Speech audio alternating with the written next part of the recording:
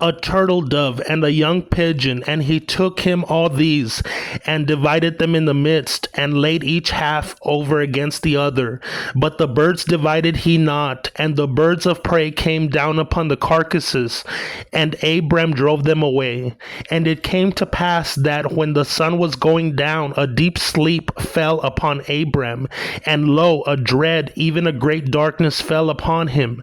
And he said unto Abram, Know of a surety that thy seed shall be a stranger in a land that is not theirs, and shall serve them, and they shall afflict them 400 years, and also that nation whom they shall serve will I judge, and afterward shall they come out with great substance.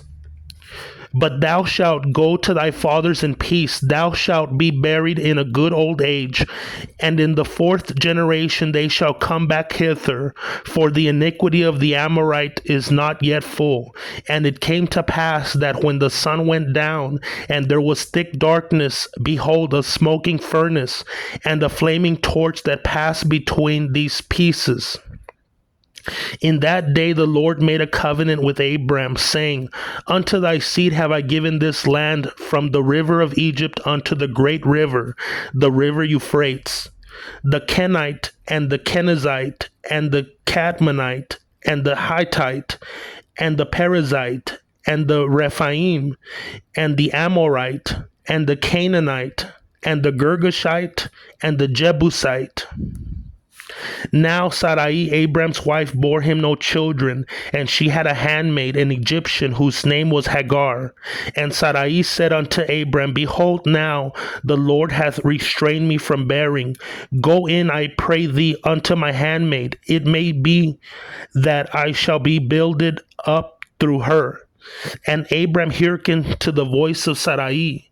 And Sarai, Abram's wife, took Hagar the Egyptian, her handmaid, after Abram had dwelt 10 years in the land of Canaan, and gave her to Abram her husband to be his wife. And he went in unto Hagar, and she conceived.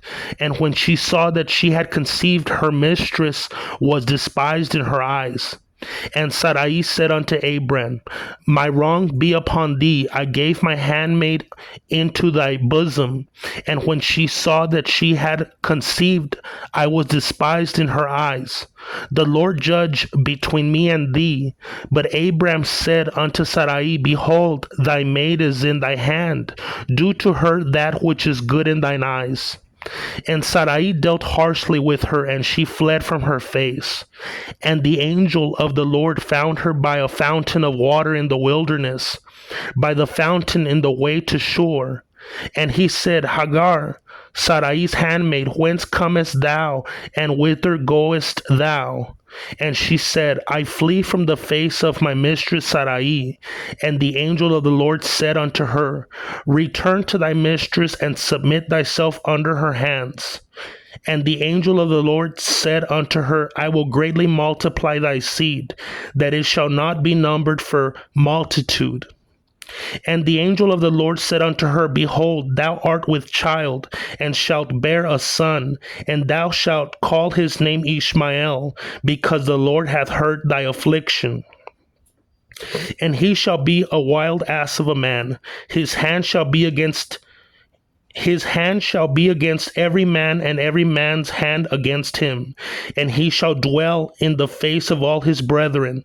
And she called the name of the Lord that spoke unto her, Thou art a God of seeing. For she said, Have I even here seen him that seeth me? Wherefore the well was called Ber Lahai Roi.